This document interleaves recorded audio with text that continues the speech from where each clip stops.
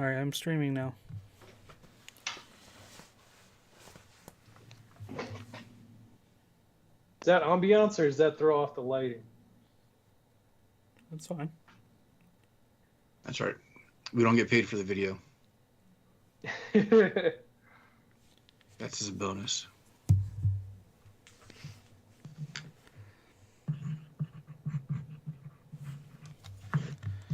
Oh, geeking out. Oh,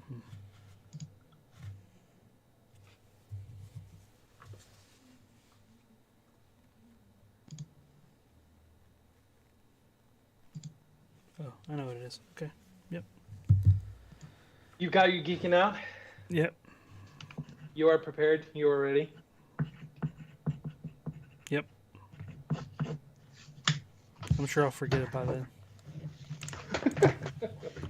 I know I'll forget mine. And then I'll have to invent another one on the fly. Yep. All right, I think I'm ready.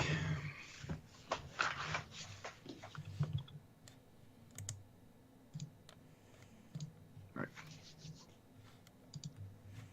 Wes, just let me know when you're set. Set.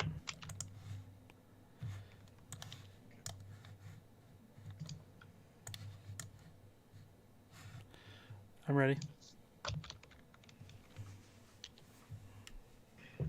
What's up, Internet? You're listening to the Making Geeks podcast, a podcast for makers, families, and geeks. What's going gentlemen? on? What's going on, everybody? Evening. Evening. Earlier in the evening than I'm used to. Which is, it's fun. It's different, but it's fun.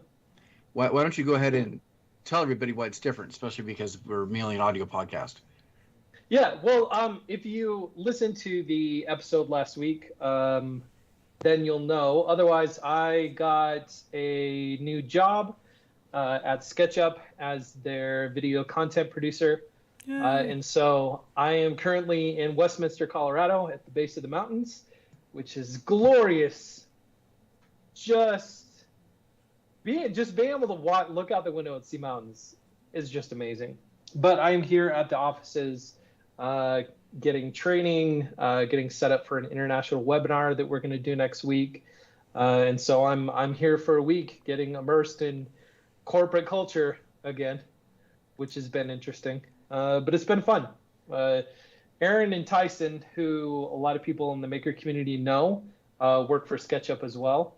And so they really undersold this job and have over-delivered so far in terms of the company and the culture and the people, and it's been really fun. It's been a lot better experience than I thought it was going to be.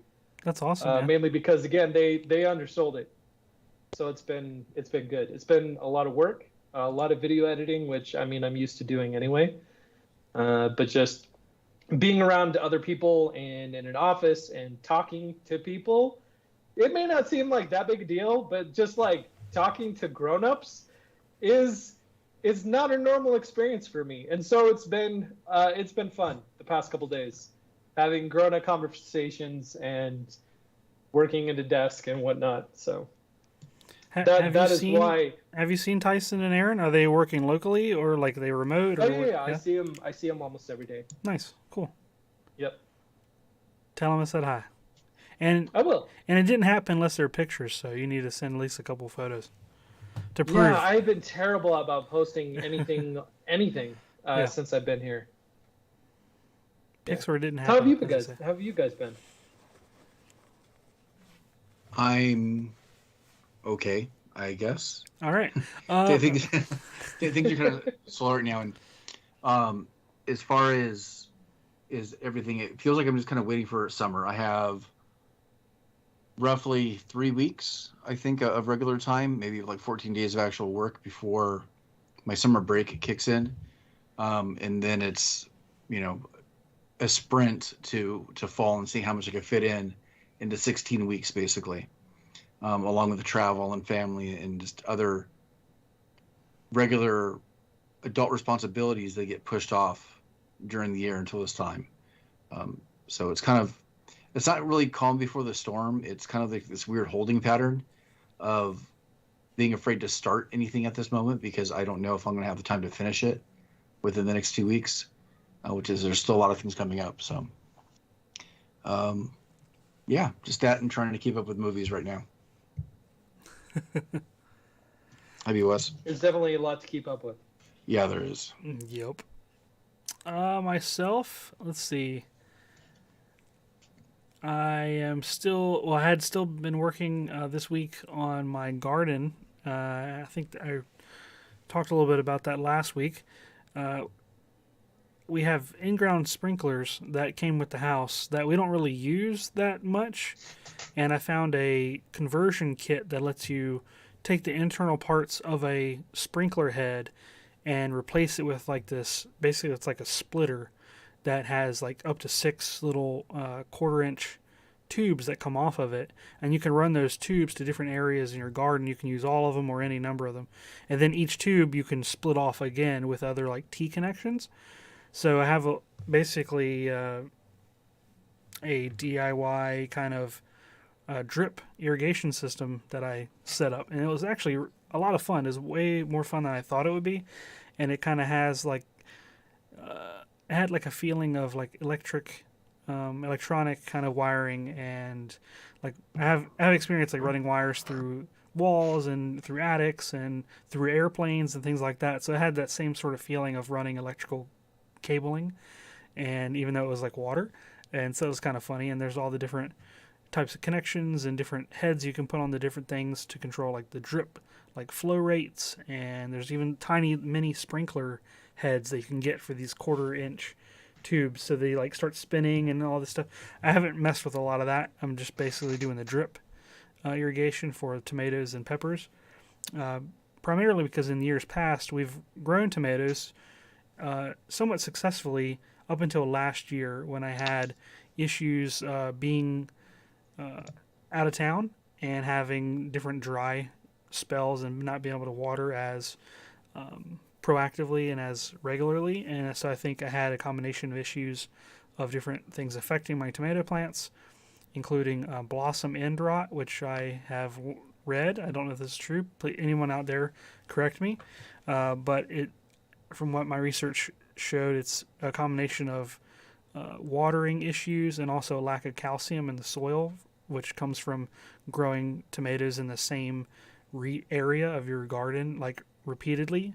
It basically leaches out all like the nutrients that it needs to do its normal thing, and so that's part of why you have to rotate crops around, which I'm learning, which I know is a thing. I just didn't know it applied to me. On a small scale, I think of big, farming industry kind of stuff, and it still affects it apparently.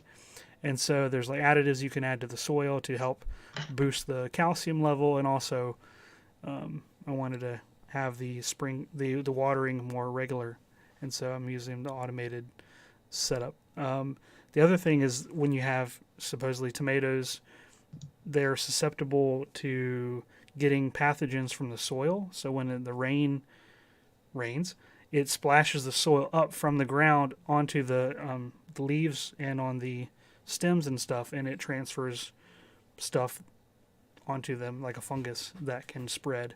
And it causes like little black spots on the tomatoes, which aren't harmful for people, but they kind of don't look great. And so the combination of these things, I'm trying different strategies like mulching to keep the water in the soil a little bit longer, and also to provide like a barrier so if it does rain, it doesn't splash up the soil up to the tomatoes. So I'm learning a lot more about gardening that I never thought I would be interested in learning. Primarily because I love BLTs, and that's the only time of the year that I make BLTs is in the summer when we grow our own tomatoes. So it's kind of been a tradition here at the house, and the kids look forward to it, and my wife. And last year I got an immersion blender so I can make my own mayonnaise. So I'm like, I don't have any pigs, so I haven't done any bacon stuff personally. So I'm eventually going to work my way to make my own BLT from scratch, I think. Is probably just make friends with the butcher. There you go. And you can cut your own meats. And grow some wheat for the bread. Yeah, I'm almost there. Oh my gosh. Wes, we definitely have different definitions of fun. Apparently I have a different definition for myself from like even a couple years ago. So I hear you. Yeah, my son got a tomato plant when we went flower shopping for my wife for Mother's Day, and we put it in a. We have a topsy turvy. Is that what they're called? They're the little the sacks that have the holes in the bottom that you plant Oh the yeah, tomato yeah, plant upside down, yeah. and you like water it upside down, stuff like that. So Does that work? we have, yeah, it works. That's cool. It's we our front porch is a combination of tomatoes and flowers, which is weird decoration combinations, but it works for us. That's cool. You're getting into gardening. I've started composting, which I thought was going to turn out a lot better than it has been. Uh-oh. It has been disgusting, just the worst. I don't know what I'm doing wrong. We've put soil in it. We put cinnamon in it. The amount of fruit flies or gnat flies or whatever the heck that they're called, there's just a bajillion. There's a bajillion. There's so many. They're attracted to the decomposition of stuff. Oh my God. And it smells horrible. I'm like, this is not the experience I thought I was going to have composting. Because you see those like TikToks and the Instagram videos, it's like, oh, we started composting 2 weeks ago, and look at this amazing soil. And I open up my composter, and I'm like, it's awful. So if you, in your, gardening expanse of wisdom that you're, injecting into your brain, learn about composting, share with me what you learned, because I am definitely doing it wrong. Did you see the startup company that has created a countertop composting device? I can't imagine having that in your house as a. I think my parents device. have one of those. I would imagine that it just. I mean, it would have to block the smell. I mean, what you're describing, I can't picture it being inside the house. It sounds like it's like a dehydrator, right? I don't remember the exact details, but they advertise it as a composter. I think it does some extra stuff though. I saw Artisan saying that your composter is probably too moist. Well, it has been raining like constantly, so that might be part of it too. Yay! We could turn into a gardening podcast. The next step in my evolution, I actually want to integrate Arduino or some sort of electronics into the garden, because of course I do.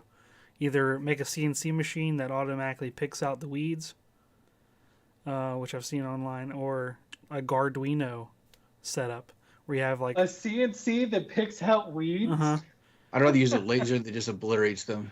It's kind of like the claw from Toy Story, basically, and it uses OpenCV like machine vision, machine learning, basically to identify. Yeah. That's pretty hilarious. I don't know if I'm going to go that far right now, but the Garduino seems like a nice stepping stone where you have like moisture sensors in the soil, and it has different capabilities of monitoring and automatically, applying different things. So there's a whole sub community on that, which seems kind of interesting. Automated. Speaking of Arduinos, oh yeah. Speaking of Arduinos, we had a company, a SketchUp employee event today because we're celebrating 10 years of SketchUp, and the company just hit $100 million in annual revenue and stuff like that. And so we had an employee event today, and I brought my Pi badge with a little Arduino screen on it with the "Hello, my name is Donovan." People got a kick out of it. It was really fun to have a talking point, to be to talk to people, because I don't know anybody here besides Aaron and Tyson, so it's been a good conversation starter. Nice. Yeah. Cool. Yeah. That's awesome, man. I'm happy for you. That's super cool. So with as busy as our schedules have been and all the different things that we're trying to fit into the day right now, it sounds like there hasn't been a whole lot of time for our traditional type making. So we've been trying to make time for watching shows. Yep. Because they're less time consuming. Because it's kind of like I don't know what your kind of like tradition is for like when and what time of the day that you watch shows, but like for us it's like always like the end of the night. It's either right before the kids go to bed, just we're all kind of like decompressing and relaxing. because it's kind of feel like I collapsed into the couch at that time and just completely done. Nice. But tonight we said we're going to talk about Moon Knight, Mm. the interesting Disney Plus show that I can't seem to get any kind of consistent response from anybody on. But I think that's kind of a running theme with a lot of shows right now, unfortunately. But I think that's kind of possibly a result of being spoiled by having so much good, really good content. Yeah. Good content, geek-related content, Mm-hmm. that everything seems to be so microanalyzed. But I think Moon Knight is kind of a weird one in and of itself. And I'm really curious to hear what you guys have to say about it, because I'm not even sure what I think about it. Donovan? What are your initial thoughts about it?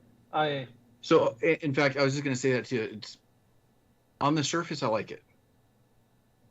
If I don't look too deep into it, I like it. If I don't think too much about it. For myself, I was super into the first episode, and my interest level waned consistently as the series went on, and I got kind of bored with it because a lot of the things that I was most interested in, like this from the psychological perspective, while they still leaned into some of that stuff, it just felt a little bit different. It wasn't as jarring like you were along for the ride with the main character, with one of the personalities, and how like jarring it was for a viewer to like just end up in these different circumstances and situations. I thought that was a really cool thing, and I guess maybe that was a gimmick they couldn't really keep going for so many episodes, but I was hoping for a little more of that. Yeah, I don't know. I liked it more at the beginning. I kind of didn't lose complete interest, but some of the story elements I didn't really care as much for.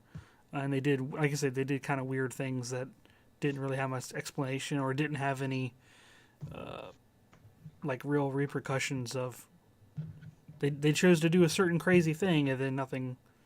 Well, we can talk specifics. Right? Yeah, we'll do specifics later on. We've given the spoilers if you haven't seen it, obviously. Yes. Yeah. We'll get more specific. So you've been warned. So we can talk specifics. I would give it a B so far.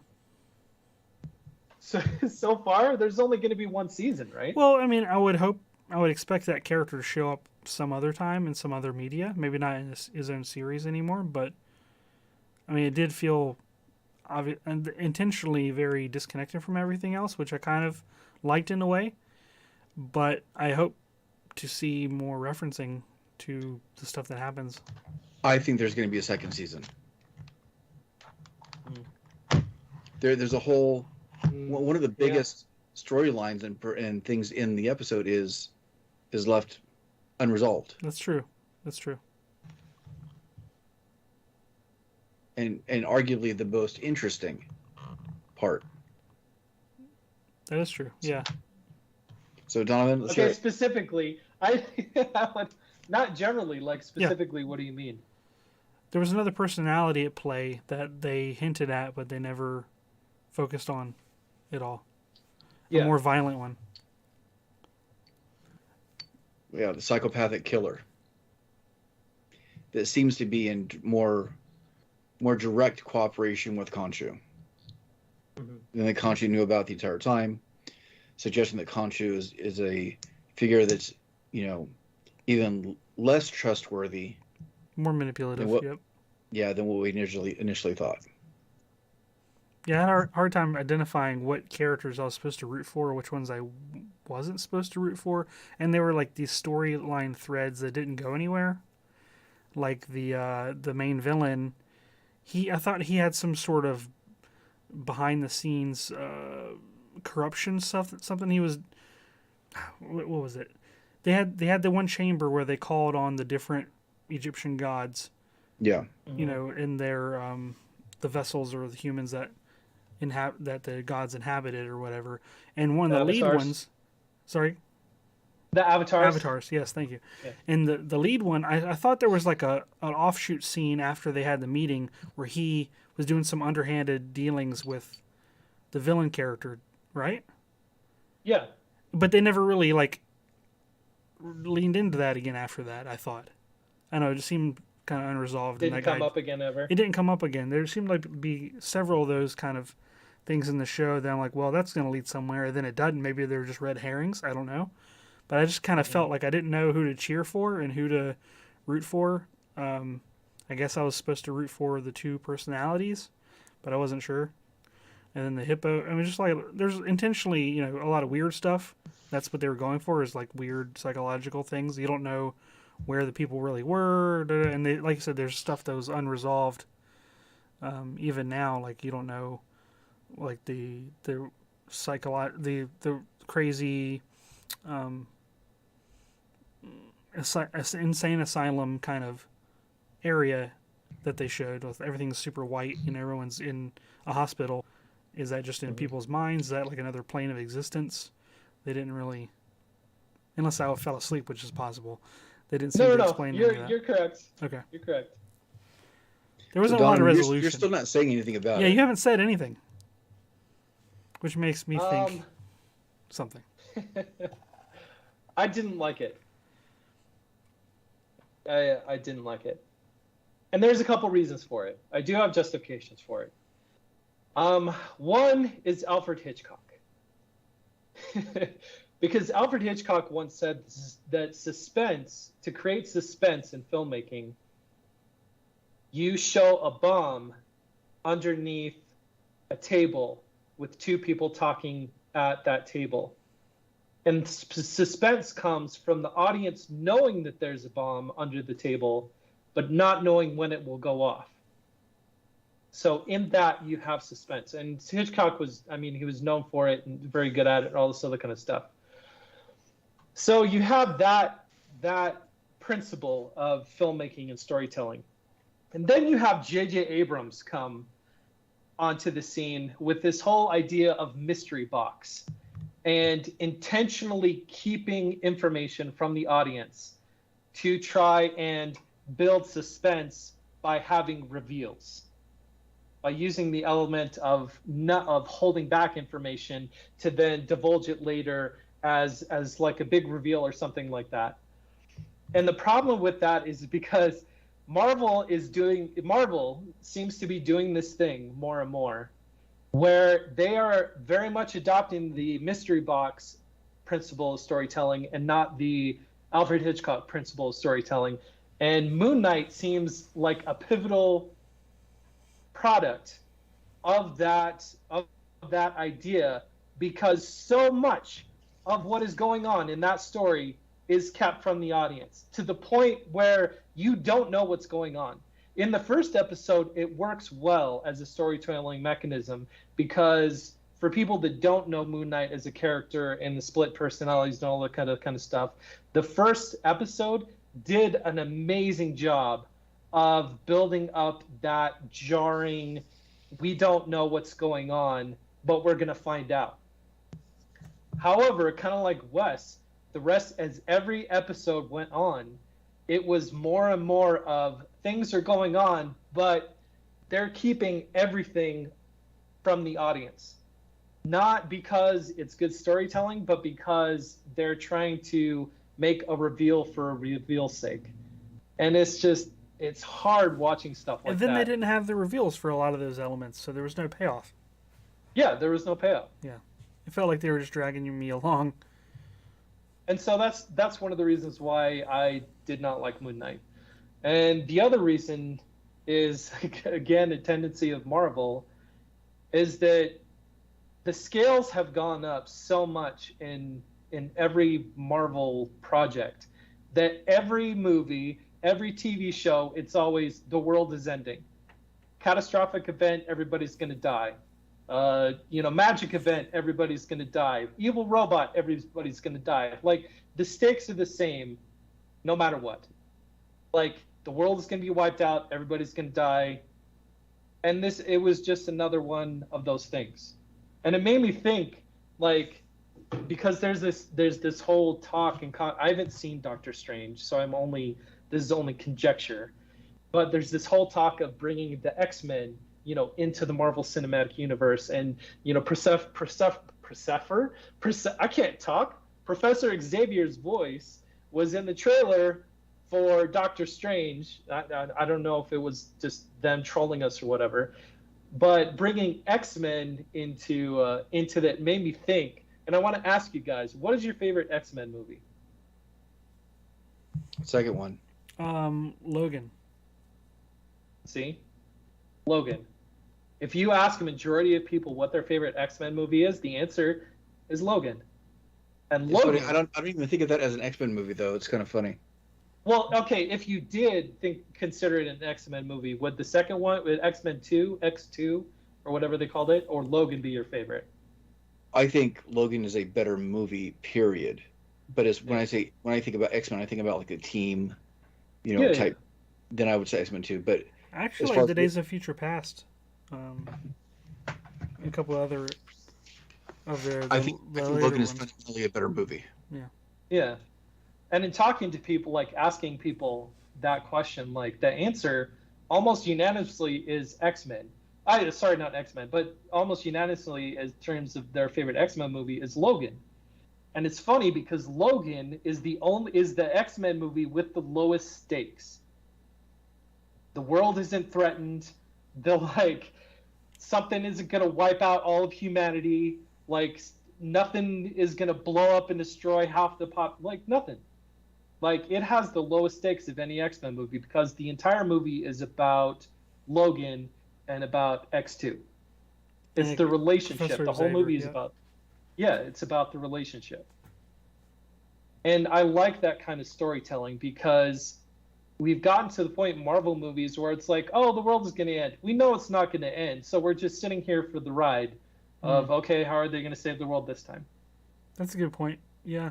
So I saw a funny meme where it showed like a tour. It was either an airplane or like a cruise ship, and they were like driving through the ocean. Driving. What am I talking about? They were sailing through the ocean. I was in the Navy, clearly. They're sailing through the ocean, and they go by the celestial baby that is like half sticking out of the ocean that they never talked about again in any media since the Eternals movie. And so there's just kind of like a weird nod to unresolved like story threads that no one talks about, and they were just like, oh, it's fine. It's just like a celestial baby. It's normal. It's fine. Just a thing now. On your right, we have, so it was kind of weird. But I get your point. It does seem it is not as interesting when it's always the same stakes. Yeah. I think that it's even more difficult than that because, and we've talked about this before, every time we talk about a Marvel property, that there is so much additional baggage, and we've been trained over the last over 10 years of looking for connections between things. And we've been following events, and we're looking for, the payoff for like the multiverse and how everything kind of comes together. And I'm not really seeing any of it. Like I said, on the surface, I like Moon Knight because I was trying to watch it in and of itself. I completely agree with what you just said, Donovan, about, like in Logan, the relationship is actually made it better. And I think the relationship aspect of this movie didn't come to fruition until, was the last episode or second last episode? Yeah. Where you have basically two halves of the same person. Mm-hmm. Because that struggle really should have been this is my opinion because I don't know a whole lot about the character. Seems like it should have been the forefront of this tortured individual trying to figure out who they are. And then us, as the audience members, also trying to figure out who this person is. Is there a real person there? The whole thing about, what was it, the heart not being complete on the barge with the hippo and stuff. Right. Mm-hmm. I liked that. I don't know if I liked the context of the way it was presented there, but I like the metaphor I like that. Of this. Except that you have this third wild card that should have been part of that too. At least equation. Yeah, yeah. If it's weighing his entire life, how could it show he was balanced if there was no one pointing out? If the hippo didn't even know that third one existed and it didn't have any impact on him going to the afterlife or whatever, then that's a discontinuity there, right? I mean, yeah, in the whole scene where we finally hit the reveal of how and why this separation exists, I thought it was pretty powerful. After that episode, my wife and I, turned off the TV and we had a talk with, our kids, because it's something that they're not familiar with. It's something that they don't know, and we like talking about things like that sometimes. Just the emotional impact and the trauma of some people's personal situations. Yeah. The female lead in the show, I had trouble like caring about her at all, and like even I still don't even know who she is, honestly. Like I know she's the ex-wife, but I don't know like any background beyond I liked that. her. Is she like a special agent? Like how does she know how to yeah. fight that well? Like why? What is the maybe? Like, again, I could have been asleep through some of this and missed some of these things, but it just I don't know.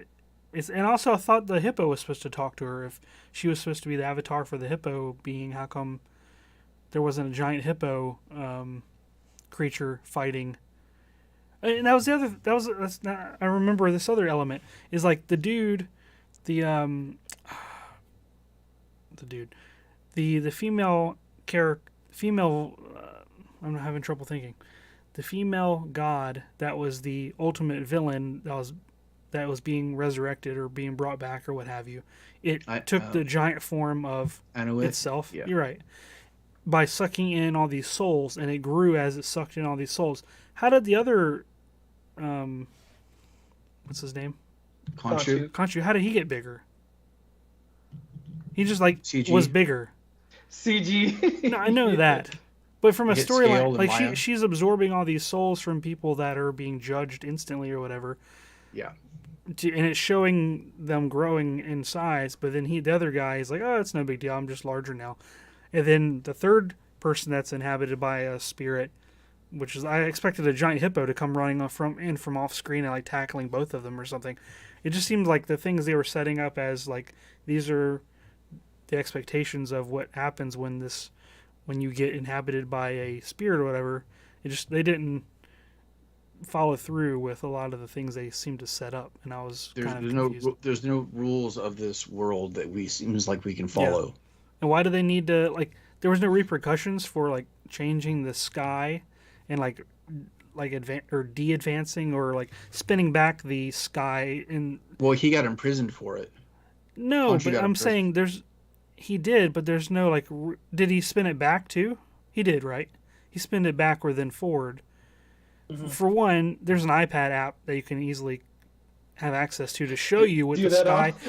So I took a tour of this is related, I swear. I took a tour when we went to DC. Went to one of the Air and Space Museums, and there was a device that was in a planetarium from the 1960s where they could punch in any like date, and it would retroactively show you what the sky looked like at that time.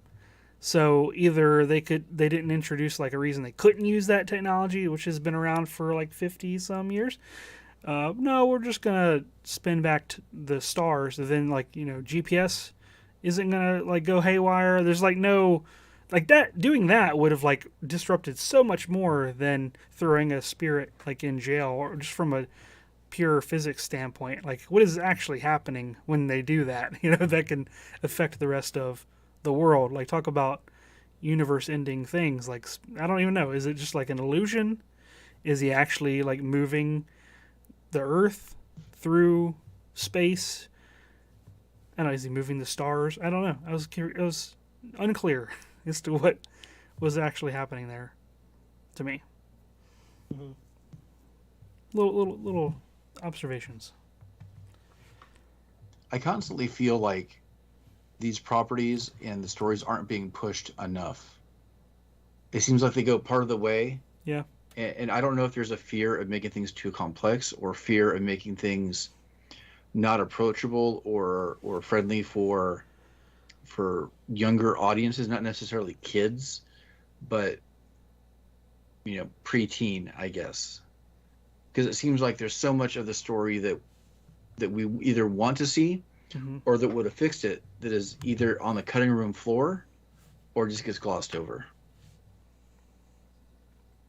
That said, I do like them bringing the Egyptian pantheon Yes. into play because Egyptian gods are fascinatingly cool.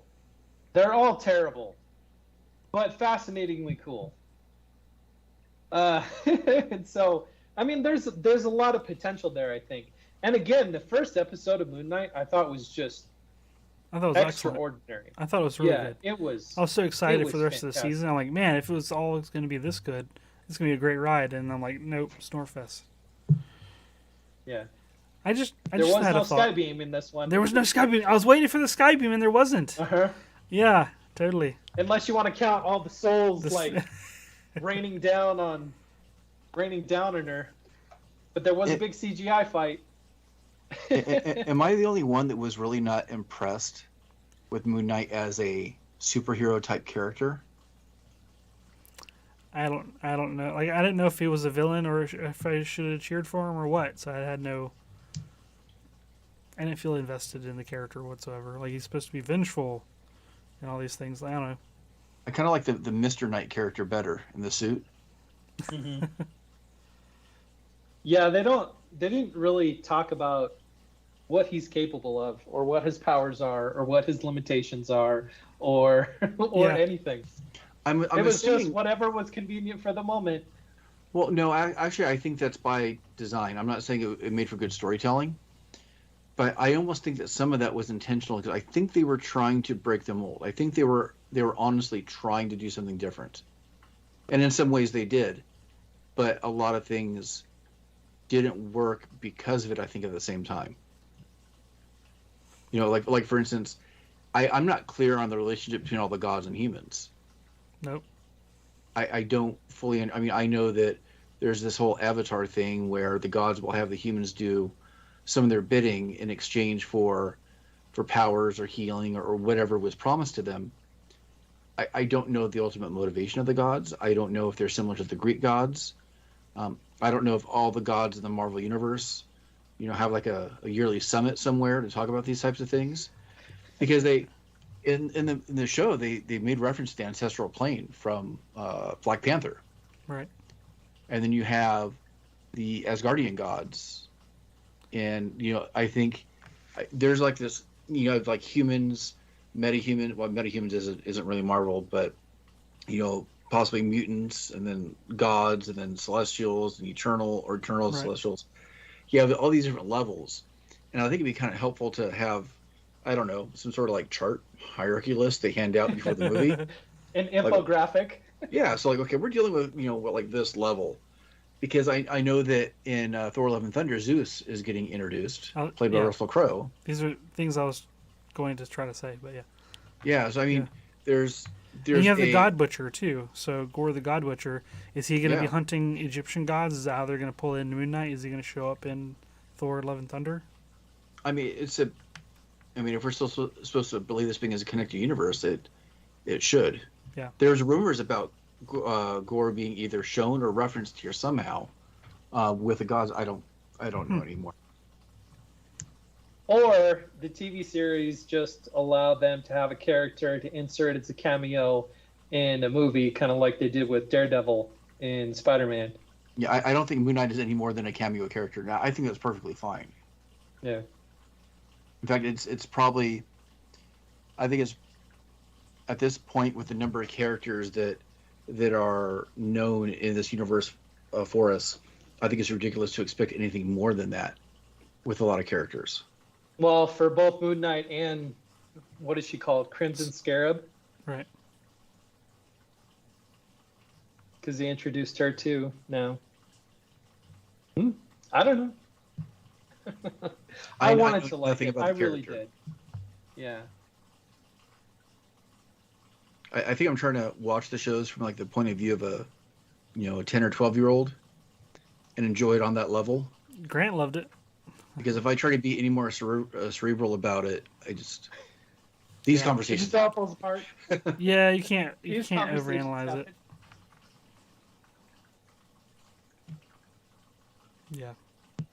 I did like the uniqueness of it. Having a director come in and sprinkling their own cultural and background and personality and all that kind of stuff into a very homogenous Marvel Cinematic Universe, I think is great. Do you think that part of the issue with this was simply dealing with mental illness and how to present that? Because imagine this show conceptually taking place or being produced in the 80s or 90s. How much different would it have been in terms of the subject? I think that there are so many topics and themes that are handled with more PC gloves now that I think vastly alter how it would have been done before. And this might have been one of those.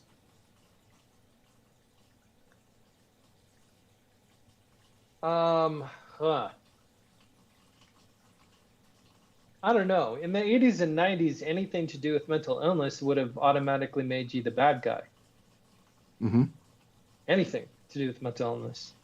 Whereas all of the Marvel properties in this most recent phase of Marvel properties, all of them have to do with mental illness, one form or another. Well, mental illness or trauma. Trauma, yeah. Yeah. I don't think that those terms are necessarily interchangeable.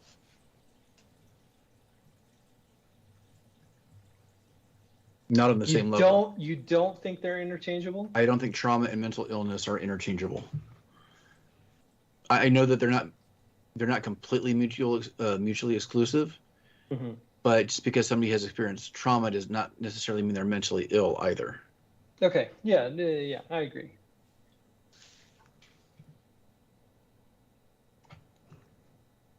Don't know. Yeah, I don't know either. I wonder at some point. Actually, no, that was kind of a dumb idea. You know how, with all the Transformer movies that are out, the big old Michael Bay ones, and then you had the Bumblebee one that was kind of like a retro pick. Yep. Imagine them doing like a retro Avengers. It doesn't match with anything. I know. Wasn't Captain Marvel a retro? Yeah, I know. Retro pick.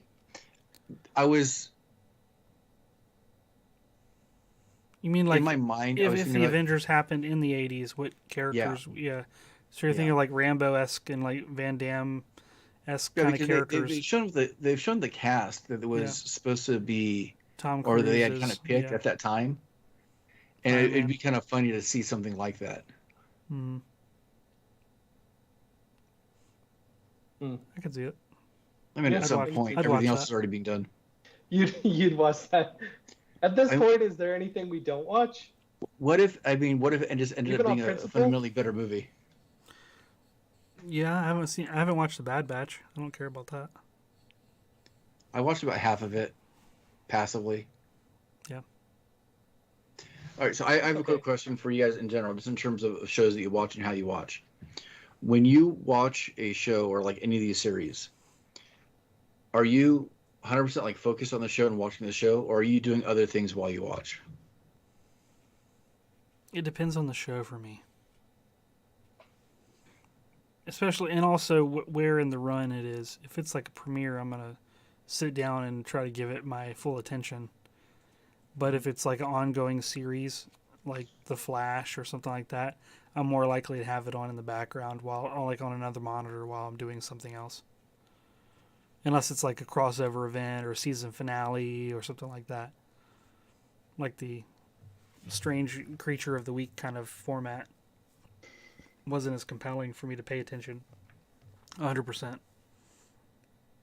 For that example. But like Star Trek and stuff, I have been watching all those in my media room with a big TV and stuff, just because I don't really have that many episodes of things to watch. I don't watch any of the Arrowverse related stuff anymore, and so that's not entirely true. I have been watching the Superman show, but that one I actually watch in the background. I don't give it its full attention. Yeah, because it's sort of getting a little monotonous and a little boring, so it's sort of filler at this point.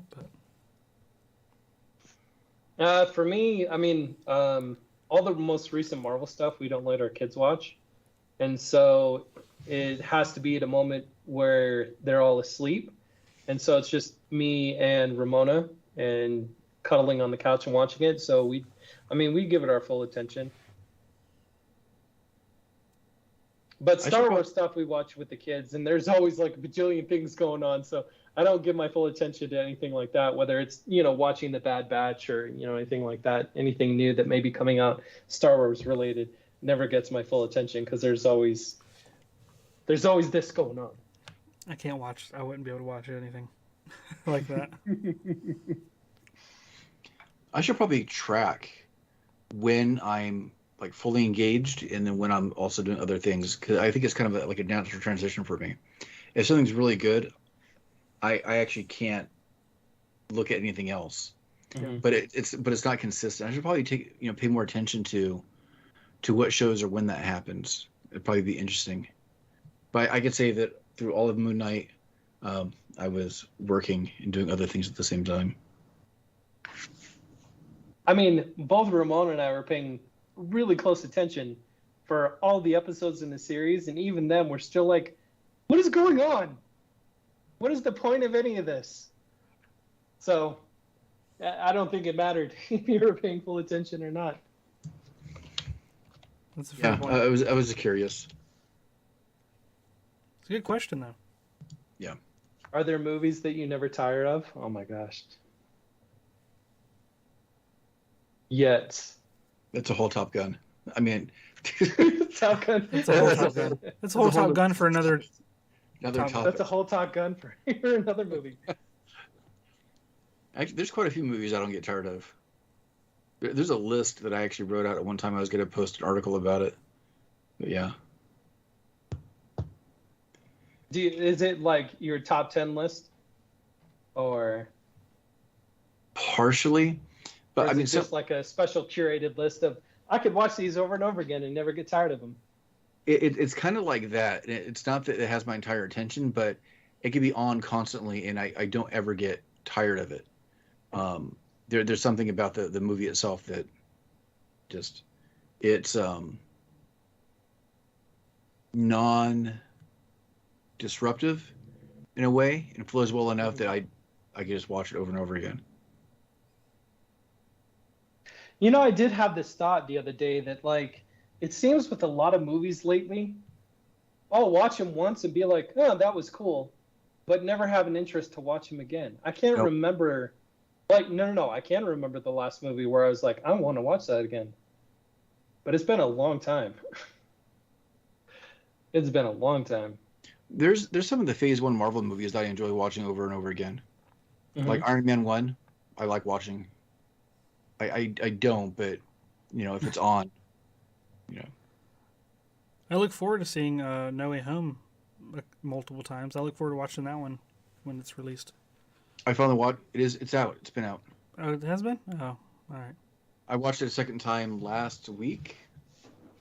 I need to get it then, apparently. Just to try and pick up on everything going on in the movie, or because you liked it so much? Are you asking me or Wes? Both. Cool, because you both had the same answer. Both. I think there's a lot of movies that I always need to watch twice anyways to see if I feel the same way. When I know what's coming, I can focus on other things, and I'm not worried about, especially with a Marvel movie, I'm not worried about trying to find what connects to what, or, trying to figure out if all the rumors online were actually true in the movie. I get trying to, watch it for what it is. Right. Uh-huh. I think I liked it a little bit better second time. I still don't think it's as good as what a lot of other people say, though. But I'm also not the biggest Spider-Man fan, so I'm a little bit biased in that sense anyways. I don't think it's about being biased. If you were a Spider-Man fan, then it might be biased, but sometimes being a Spider-Man fan or a fan of whatever media makes you hate the movie more because they didn't hold true to your expectations. So it just depends. The Matrix. Yeah. See, that was another one. I was like, wow, that was really cool, but I'll probably never watch it again. I watched it twice. But yeah, I didn't buy it. I probably won't buy it.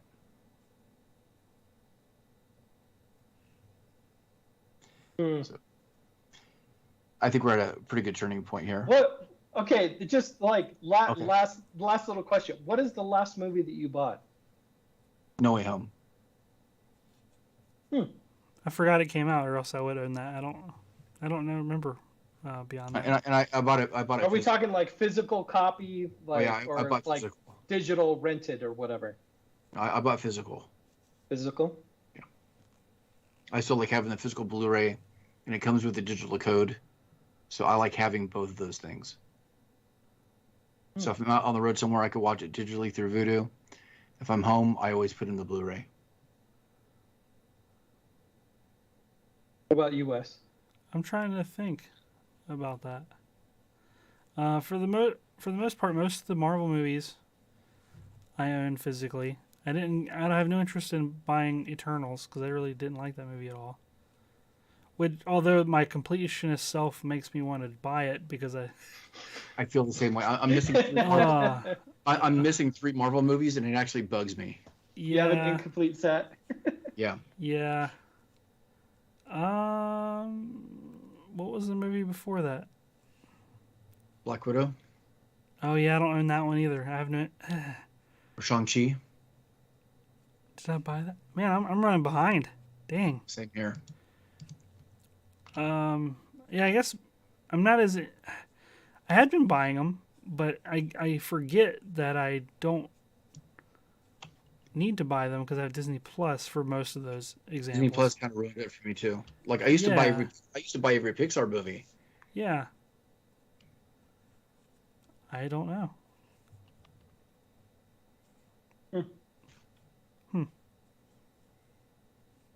Well, is it about that time? It is about that time. What are you guys geeking out about? Lego Optimus Prime. Okay, so Wes took mine. I'll pick something else. Wait, what? What? Yeah. What? Yes. There's a Lego Optimus Prime set. It's like $180. Comes out June 1st. It's fully transformable. You don't have, it's Generation 1 Optimus Prime. It comes with lots of little accessories. It looks brilliantly done. With the exception that Sean and I have discussed already that he has no trailer. It seems a little bit incomplete without a trailer, to be honest. Even if the trailer doesn't transform into like a little base or whatever from the first, toy. But besides that, I'm definitely going to get it. The little teaser trailer, 5-second snippet thing was pretty sweet, and I was very excited. And my birthday's in June, so what a coincidence. Oh, what's the opposite of geeking out? Being super depressed? I don't know. I destroyed one of my little drones. I had an FPV drone that I've been flying around, and I somehow there's apparently this is probably like an axiom for all like drone flyers that I'm learning about is if there is a puddle somewhere on the property that you're flying on, you will find it. And I was flying over 2 yards worth, like a pretty big size yards of open area, and somehow I found the only puddle within like 10 minutes of me of playing with it. So I had charged up over 10 batteries, which is almost an hour's worth of flying. I was ready. Sat down, and like they're doing construction on we have a new deck that they're building in the back of our house. And so they've built these new stanchions. They have these little cross beam things at angles. So there's these nice, very welcoming holes to fly through. And so I was flying through some of those, and they had dug holes in the ground to pour concrete footings for the new posts holding up the deck, and one of them had water in it. And so I crashed trying to fly through one of those openings, and it fell straight down, and I knew it was screwed because the video feed went out, and then when I went over there, the battery light, like the light on the drone was still blinking, but the video feed had cut out, so I know that it was on when it fell in the water, and I let it dry out and for like a day, and I tried to fly it, and I had the video feed again, which I was surprised. But as soon as I try to fly it, the thing starts doing like backflips on the table. It couldn't even like take off, so it like short circuited. So that luckily it was only $120 drone, so it's pretty cheap. The barrier entry is really low, but still it kind of sucked. So I need to get another one. Yeah, for my birthday, I guess. I don't know. It wasn't the present I was looking forward to, but maybe I'll just get it anyways. What are you guys geeking out What about? about you, Sean? I am geeking out about Cobra Kai Season 4. The trailer got shown a couple days ago, and it's getting a little bit ridiculous in some ways, but it's actually one of the shows where it doesn't bother me because it seems just fun still. And yeah, I think we're kind of like in uncharted territory in some ways because I think they've done almost every callback and cameo they could almost possibly do. I think with maybe the exception of maybe one. I think it might be the last season. In some ways, I kind of hope it is because I think it's going to start getting really kind of thin on material here soon. But it still looks fun. So that's what I'm geeking out about. Speaking of Lego, they came out with Muppet minifigures, the cast of the Muppets, which I was super excited about. And I went and picked up a couple of because they're mystery. Everything's a mystery pack nowadays. Why? I just want the sets. There's no suspense, like you said. I just want the set. So I went and picked up a couple, and my son and I opened them, and he loves them. Like I've tried to introduce the Muppets to my kids, and they don't get as into it as I do, which is fine. It's totally okay. We do watch Up and the Swedish Popcorn Song, anytime we have, songs playing in the car. So there are Muppet staples. But my son got so excited and he like ran and he grabbed his allowance. He's like, we need to go to the store now so you can get more minifigures and I can get more minifigures. And I'm like, dude, that is a great idea. Let's do it. And so we ran to the store and the entire bay was sold out. And I looked online and won't you know, they're now up on Facebook for 3 times the price. You can also buy a full box of them on Amazon for $30. Yeah, but that's like not the 12 figures. That's like the mystery packs, right? Yep. See, I just want. And there's only 6 in a box. $30 for 6 figures. Lego $5 a piece. is so expensive. No, I'm good. But one of the things that I try to do with my kids, I'm like, okay, price per brick. Like, how much does this Lego set cost? How many bricks are in it?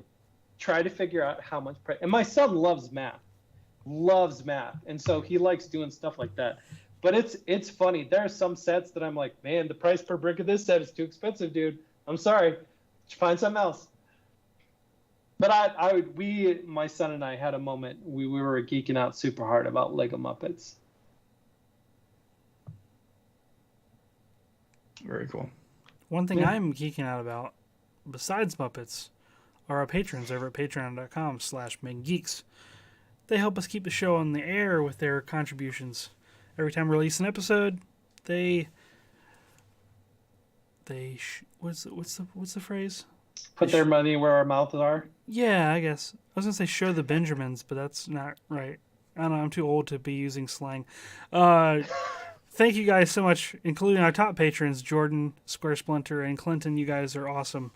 If you'd like more information about the things we offer through our Patreon, head over to patreon.com/MakeGeeks and see what we have for store. And besides talking amongst ourselves here on the podcast, we do like talking with other people about stuff like this, about movies, about the TV shows, about Lego, like whatever.